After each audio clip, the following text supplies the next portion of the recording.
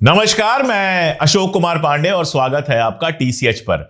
आजकल मैं जब भी अपने सोशल मीडिया पर डीएम चेक करने जाता हूं तो सिर्फ और सिर्फ एसआईआर की गड़बड़ियों के बारे में अलग अलग जगह से अलग अलग लोगों के मैसेज आया करते हैं, फोन आ रहे हैं लगातार। और बाकी लोगों को तो आप छोड़ दीजिए, अजीत अंजुम को कौन नहीं जानता है, बड़े पत्रकार हैं, अब अपना चैनल है उनका और बहुत हिट चैनल है, आप लोग भी देखते होंगे। उनकी एक पोस्ट देखी मैंने ट्विटर पर, जिसमें डीएम साहब ने जो पोस्ट की हुई थी बीएलओस को लेकर कि आपके घर जाएंगे और उसको ये कीजिए वो कीजिए। उसमें वो बता रहे हैं कि 2 बीएलओस से उनकी बात हो चुकी है और उनके परिवार का फॉर्म नहीं मिला है। यही गाजियाबाद का मामला है, बाकी दूर की बात तो आप छोड़ दीजिए। दिल्ली से लगे गाजियाबाद में अजीत अंजुम जैसे वरिष्ठ पत्रकार के यहां उनका कहना है कि अभी जब उन्होंने लिखा था तब तक एसआईआर के लिए फॉर्म नहीं मिला था उनको। जब दिल्ली में गाजियाबाद के पास यह हाल है तो छोटे छोटे शहरों की बात छोड़ दीजिए, लोग विपक्ष के ऊपर गुस्सा निकाल रहे हैं। एक वरिष्ठ नागरिक हैं, देवरिया के, मेरे पिताजी के मित्र हुआ करते थे, उनका मैसेज आया मेरे पास। उन्होंने बताया कि कैसे आप जरा सा केवल 2003 की जो सूची है वो देख लीजिए, बाद की सूची देख लीजिए, अभी जिस तरह से काम चल रहा है उसको देख लीजिए, इसमें दुनिया भर की गड़बड़ी है। और उन्होंने कहा कि विपक्ष के नेताओं ने अगर ध्यान नहीं दिया तो फिर बाद में शिकायत करने की कोई जरूरत नहीं है। यह भी शिकायत आई कि विपक्ष के जो बीएलए हैं वो जमीन पर दिखाई नहीं दे रहे हैं, जनता परेशान है। एक साहब का फोन आया मेरे पास कि भाई अगर हर बूथ का मामला है ये, तो चुनाव आयोग को हर बूथ के लिए एक ऑफिसर नियुक्त करना चाहिए। अब मैंने उनसे कहा कि भाई चुनाव आयोग करेगा, आप चुनाव आयोग को अपील कीजिए, मेरे जैसे लोग क्या कर सकते हैं। तो उन्होंने कहा कि अपने चैनल पर इस पर आवाज उठाइए। देखिए, अपने चैनल पर तो मैं लगातार एसआईआर को लेकर बात कर रहा हूं। अलीगढ़ की एक घटना को लेकर मैंने बात की थी, उसके बाद उन मित्र ने बताया कि अब 2003 की जो लिस्ट है वो अवेलेबल है, सारे तमाशे चल रहे हैं। और तमाशे किस लेवल के चल रहे हैं ये आप देख लीजिए, जिस तरह से बीएलओस के मौत के आंकड़े आ रहे हैं। 19 दिनों में 6 राज्यों में 15 बीएलओस की मौत हो चुकी है।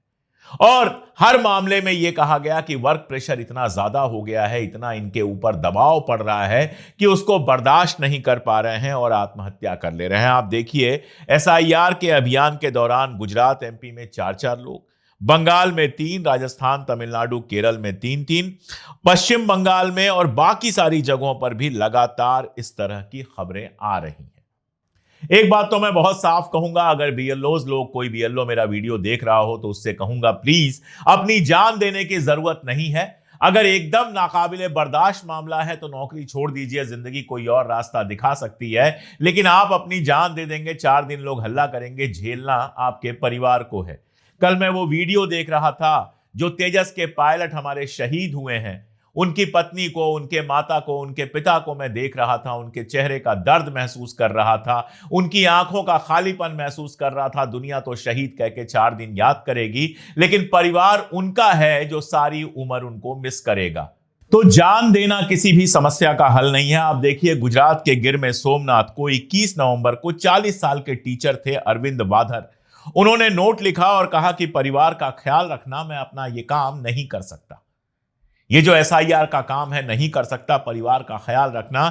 लेकिन आप तो चले गए, अब आपके परिवार का ख्याल कौन रखेगा? इससे अच्छा था आप या तो विरोध करते या नौकरी छोड़ देते, जो भी करते, जिंदा रहते तो कोई ना कोई रास्ता जीने का निकाल लेते। लेकिन सवाल इससे बड़ा है, सवाल सिर्फ इतना ही नहीं है।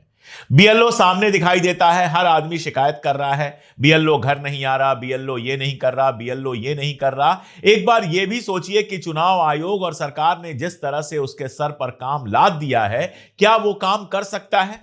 क्या वाकई जितना काम दिया गया है 1 महीने के अंदर बीएलओ घर घर जाकर और सब कुछ चेक करके फॉर्म भरवा के वो काम पूरा कर सकता है? ये जो टारगेट दिया गया है, क्या ये ह्यूमन टारगेट है या इनह्यूमन टारगेट है? मेरा सवाल बहुत साफ है कि गुजरात में कोई चुनाव फिलहाल नहीं होने हैं, फिर चुनाव आयोग को ऐसी जल्दी क्या है कि महीने भर के अंदर ही सब निपटा देना है? ये 3 महीने में क्यों नहीं हो सकता? ये 6 महीने में क्यों नहीं हो सकता? ये साल भर में क्यों नहीं हो सकता? आखिर चुनाव आयोग को केरल से लेकर बंगाल तक, यूपी में भी अभी तुरंत कोई चुनाव 3 महीने में नहीं होने हैं। फिर ऐसी क्या जल्दी है कि ऐसे टारगेट्स दिए जा रहे हैं जो हमारे बीएलओस पूरा नहीं कर पा रहे हैं? आप इस सवाल का जवाब पूछिए चुनाव आयोग से कि आखिर ये जो टारगेट दिया गया है, ये जो एसआईआर हो रहा है, ये 3 महीने या 6 महीने या 1 साल में क्यों नहीं हो सकता? ऐसी क्या जल्दी है कि महीने भर में ही आपको सब कुछ करा देना है? बिहार में जिस तरह से एसआईआर हुआ है हम सब लोगों ने देखा है। अजीत अंजुम गए थे वहां पर, बाकायदा उन्होंने बीएलओस को फॉलो किया, देखा कैसे काम हो रहा है, कैसे घर बैठ के कोई भर रहा है, कैसे कुछ हो रहा है। और यही सब कुछ यहां भी होगा। इसलिए होगा क्योंकि जो आपने टारगेट दिया है वो अचीवेबल है ही नहीं। उस टारगेट में वो काम हो ही नहीं सकता है। घर घर जाकर एक एक आदमी से मिलकर 2003 के लिस्ट से मिलान करके, जो बाहर से आया है उसकी कहीं और की लिस्ट से मिलान करके, जो नया है उसको देखकर, जो मर गया है उसका डेटा, सब कुछ एक महीने के अंदर घर घर जाकर बीएलओ अगर 24 घंटे काम करे तो भी संभव नहीं है। लेकिन धमकियां सिर्फ दी जा रही हैं।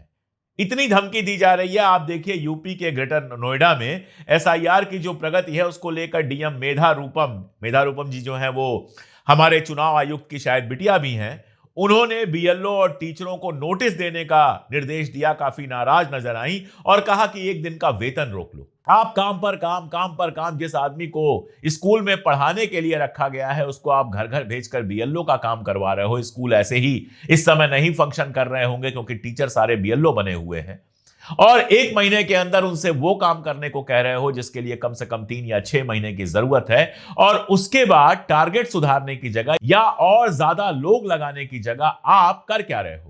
आप उन्हीं के ऊपर लगातार प्रेशर बना रहे हो। कोई सस्पेंड करने की बात कर रहा है, कोई बर्खास्त करने की बात कर रहा है, कोई एक दिन की तनख्वाह काट रहा है। एकदम डंडे की जोर पर यह एसआईआर हो रहा है। राहुल गांधी का एक ट्वीट आया था और वो जरूरी ट्वीट था। उसमें उन्होंने लिखा था, एसआईआर के नाम पर देश भर में अफरा तफरी मचा रखी है। नतीजा 3 हफ्ते में 16 लोगों की जान चली गई, 16 बीएलओज की जान चली गई। हार्ट अटैक, तनाव, आत्महत्या। एसआईआर कोई सुधार नहीं, थोपा गया जुल्म है। समाजवादी पार्टी ने मांग किया है कि यूपी में एसआईआर की अवधि कम से कम 3 महीने और बढ़ा दी जाए। अखिलेश यादव ने कहा कि एसआईआर की अवधि कम होने से कई मामलों की जांच अधूरी रह जाती है, इसलिए सरकार को इस पर ध्यान देना चाहिए। ऐसे ही ममता बनर्जी ने इसको वापस लेने की बात की और अमानवीय बताया है और 2 लाख का मुआवजा घोषित किया है उन एसआईआर कर्मियों के लिए, बीएलओस के लिए, जिनकी जान इस पूरी प्रक्रिया में गई है। अब जरा सोचते हैं कि एसआईआर में ऐसी जल्दीबाजी का मतलब क्या है?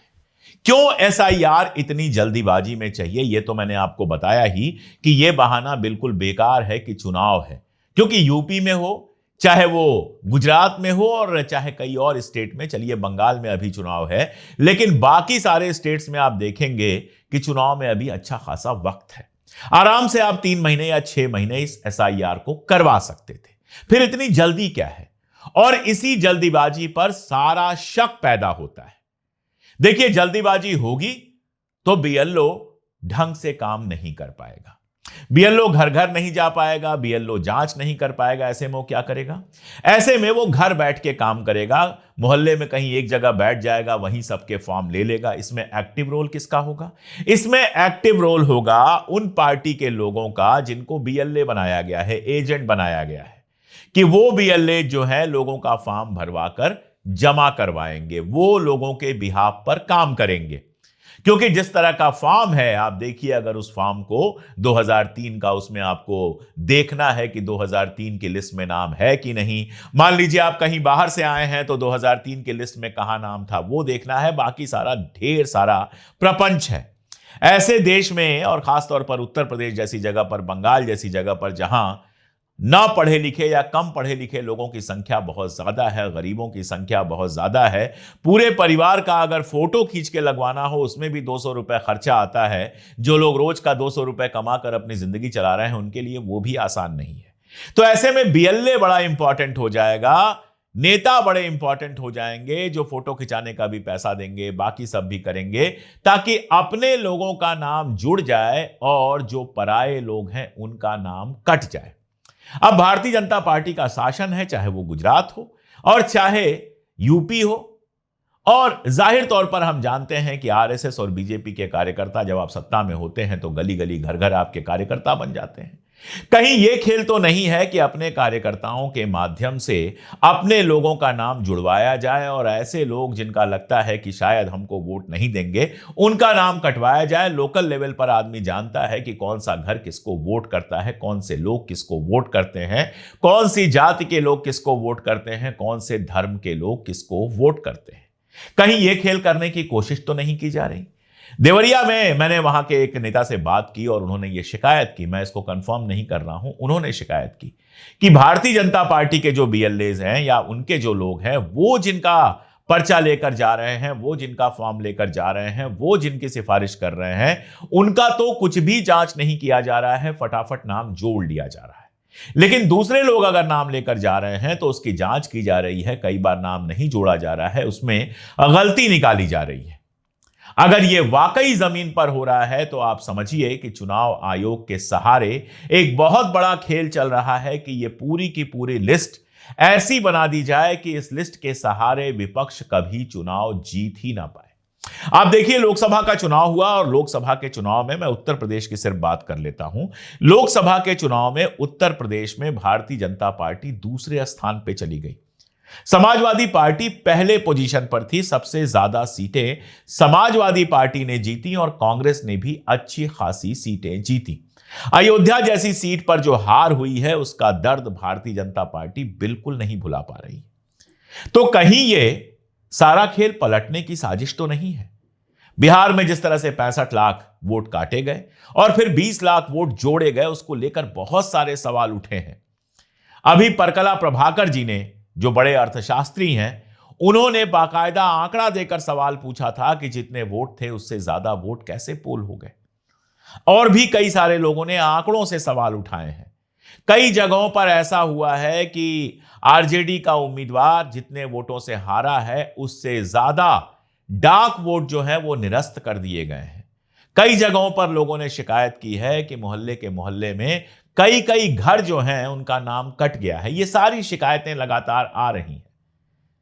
मैं इन शिकायतों को ना कंफर्म कर रहा हूं ना खारिज कर रहा हूं, लेकिन बात इतनी तो है कि इनमें से किसी भी शिकायत की ना तो जांच की गई है और ना ही उसका संतोषजनक उत्तर दिया गया है। राहुल गांधी ने 2-2, 3-3 प्रेस कॉन्फ्रेंस कर ली, बाकायदा प्रेजेंटेशन देकर दिखा दिया कि कैसे हरियाणा से लेकर बेंगलोर तक में ये खेल किए गए, कैसे दूसरों के नंबर से लोगों के नाम काटे गए, कैसे लोगों के नाम जोड़े गए। 2-2 कमरे, एक-एक कमरे के मकान में 250-250, 300-300 लोग भरे हुए हैं। यह सारा उन्होंने बहुत कायदे से डिटेल देकर बताया कि कैसे एक-एक नाम पर 4-4 जगह लोग वोट दे रहे हैं। बिहार चुनाव के पहले भी किस्से आए कि ऐसे ऐसे बीजेपी के कार्यकर्ता निकले जो हिमाचल में भी वोट दे रहे थे, जो दिल्ली में भी वोट दे रहे थे और बिहार जाकर भी वोट दे रहे थे। भारतीय जनता पार्टी के राज्यसभा सांसद राकेश जी पर सवाल उठा कि दिल्ली में अभी उन्होंने वोट दिया था और दिल्ली में परमानेंट नौकरी करते हैं, उसके बावजूद उन्होंने अपना नाम बिहार में कैसे ट्रांसफर करवा लिया। ऐसे ऐसे सवाल उठे हैं। बिहार में यह भी सवाल उठा कि जीविका दीदियां जिनके माध्यम से पैसा जाना है, जिन्होंने उन महिलाओं की लिस्ट बनाने में मदद की जिनको 10,000 रुपए जाना था, उन्होंने सत्ताधारी पार्टी की मदद की। अब जीविका बहनों को लेकर कल एक वीडियो आया था जिसमें पैसा वसूलते हुए, कमीशन वसूलते हुए उनको दिखाया गया। मैं उसको कंफर्म नहीं करता हूं, यह सब तो होगा ही, जिसके माध्यम से पैसा मिलेगा वो कमीशन लेगा, यह सब हमारे समाज में होता है। लेकिन क्या एसआईआर का 2 मामला मैं आपसे पूछ रहा हूं, 2 सवाल पूछ रहा हूं। क्या एसआईआर वाकई वोटर लिस्ट सुधारने के लिए है या फिर वोटर लिस्ट को ऐसा बना देने के लिए है कि कभी विपक्ष जीत ही नहीं पाए? और इसी से जुड़ा हुआ सवाल है कि ऐसे में जब एसआईआर चल रहा है तो जमीन पर विपक्ष अपनी पूरी ताकत क्यों नहीं झोंक रहा है कि उसके लोगों का नाम ना कटे और ऐसे लोगों का नाम ना जुड़े जो उस क्षेत्र के हैं ही नहीं या जिनका नाम वोटर लिस्ट में नहीं होना चाहिए। इस सवाल का जवाब विपक्ष को भी देना पड़ेगा। आप बाद में आरोप लगाएंगे कि एसआईआर की वजह से, वोटर लिस्ट की वजह से आप चुनाव हार गए, जैसा कि बिहार में हुआ। लेकिन अगर चुनाव के समय आप सक्रिय नजर नहीं आएंगे, अगर एसआईआर जिस समय हो रहा है उस समय घर घर पे आपके कार्यकर्ता नहीं पहुंचेंगे, एक एक फॉर्म आपके कार्यकर्ता नहीं देखेंगे, तो कल ये सवाल उठाने का कोई मतलब रह नहीं जाएगा। सवाल पर चर्चा हो जाएगी। बहुत सारे लोग यूट्यूब पर और चैनल पर आकर ये कह देंगे कि विपक्ष इसलिए हारा क्योंकि लिस्ट में गड़बड़ी थी, लेकिन वो हार तो हो गई। नीतीश कुमार शपथ ले लिए, तेजस्वी विपक्ष में हो गए, 5 साल की कहानी खत्म है। 5 साल आप सत्ता में नहीं आएंगे, 5 साल बाद क्या होगा यह कोई नहीं जानता। इसलिए बेहतर तो यही होगा कि जिस समय एसआईआर चल रहा है चाहे वो यूपी हो, चाहे गुजरात हो, चाहे और सारे स्टेट हो, वहां घर घर आप एक एक बीएलओ के साथ जाइए, एक एक घर को पकड़िए, देखिए कि किसी का नाम कोई काट ना दे, किसी का नाम जुड़ ना जाए गलती से। ये तो आपका ही काम है, आपका ही काम नहीं है, लेकिन आपका भी काम बन गया है, क्योंकि चुनाव आयोग जाहिर तौर पर वैसे काम नहीं कर रहा है जैसे उसकी उम्मीद की जाती है। दूसरा सवाल यह है कि अगर एसआईआर सिर्फ और सिर्फ वोटर लिस्ट में सुधार के लिए हो रहा है, चुनाव आयोग की नीयत बिल्कुल साफ है, सरकार की नीयत बिल्कुल साफ है, कोई गड़बड़ी नहीं है, तो इतनी जल्दीबाजी की क्या जरूरत है? कम से कम उन स्टेट्स में, यूपी और गुजरात जैसे उन स्टेट्स में जहां पर अभी हाल फिलहाल कोई चुनाव नहीं है, वहां इतनी जल्दीबाजी में एसआईआर क्यों कराया जा रहा है? क्यों एसआईआर का 1 महीने में ही होना जरूरी है? क्यों ये 3 महीने, 6 महीने या साल भर में नहीं हो सकता है? क्यों इतनी जल्दीबाजी की जा रही है कि बीएलओज अपनी जान देने पर तुले हुए हैं? क्यों इतनी जल्दीबाजी की जा रही है कि आपके डीएम, आपके सीनियर ऑफिसर लगातार कार्रवाई करने की बात कर रहे हैं? क्यों इतनी जल्दीबाजी की जा रही है कि बीएलओज ये वर्क प्रेशर झेल नहीं पा रहे हैं? क्या यह जल्दीबाजी अपने हिसाब से वोटर लिस्ट को गड़बड़ करवाने की है, या फिर कोई और बात है? इसका जवाब चुनाव आयोग को देना चाहिए। कोई और बात तो नजर आ नहीं रही। देखिए, यह बात मैं बार बार कहता हूं कि वोटर लिस्ट और चुनाव की प्रक्रिया ये लोकतंत्र के सबसे बड़े पैरामीटर है। अगर वोटर लिस्ट में गड़बड़ियां होंगी, अगर चुनाव में गड़बड़ियां होंगी, अगर काउंटिंग में गड़बड़ियां होंगी, इसका मतलब बहुत साफ है कि चुनाव आयोग चुन रहा है, सरकार, वोटर नहीं चुन रहे हैं। और यह सवाल तब और महत्वपूर्ण हो जाता है, जो बात मैं अपने हर शो में दोहराता हूं, जब आपने चुनाव आयुक्त अपने मन से चुना है। उस पूरे प्रोसेस से आपने 3 लोग हुआ करते थे, जिसमें एक मुख्य न्यायाधीश होते थे सुप्रीम कोर्ट के, एक विपक्ष के नेता होते थे और एक प्रधानमंत्री होते थे।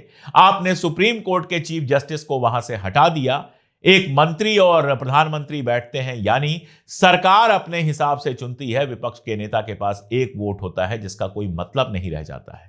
तो जब चुनाव आयुक्त आपने अपने मन का चुना है, तो यह सवाल जनता के सामने उठेगा ही कि आखिर सरकार को अपने मन का चुनाव आयुक्त चुनने की क्या जरूरत थी? वो निष्पक्ष चुनाव आयुक्त क्यों नहीं चाहती?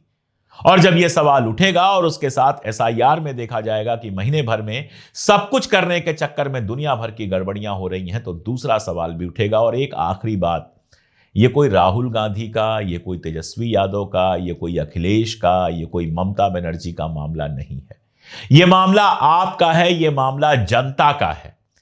आपके लिए सरकारें काम करती हैं। आप जब चुनते हैं तो सरकार आपके भले के लिए काम करेगी, और बिना आपके वोट के या आपके वोट पड़ने के बावजूद गड़बड़ियां कराकर अगर सरकारें बनेंगी, तो उनका सारा ध्यान उन गड़बड़ियों को पुख्ता करने पर होगा। वो कतई आपका नहीं सुनेंगी, क्योंकि वो जानती हैं कि आप वोट दें ना दें, सरकार तो वही चुनी जाएगी। इसलिए यह मामला, एसआईआर का मामला, वोटर लिस्ट का मामला, सिर्फ अखिलेश यादव या तेजस्वी यादव या राहुल गांधी या स्टालिन या ममता का नहीं है, इस देश की आम जनता का है। इस पर गंभीर होइए, अपने अगल बगल कैसे भी कोई नाम कटने ना दीजिए और कोई भी गलत नाम जुड़ने ना दीजिए। यह जिम्मेदारी आपकी भी है। आज के लिए इतना ही, बहुत शुक्रिया।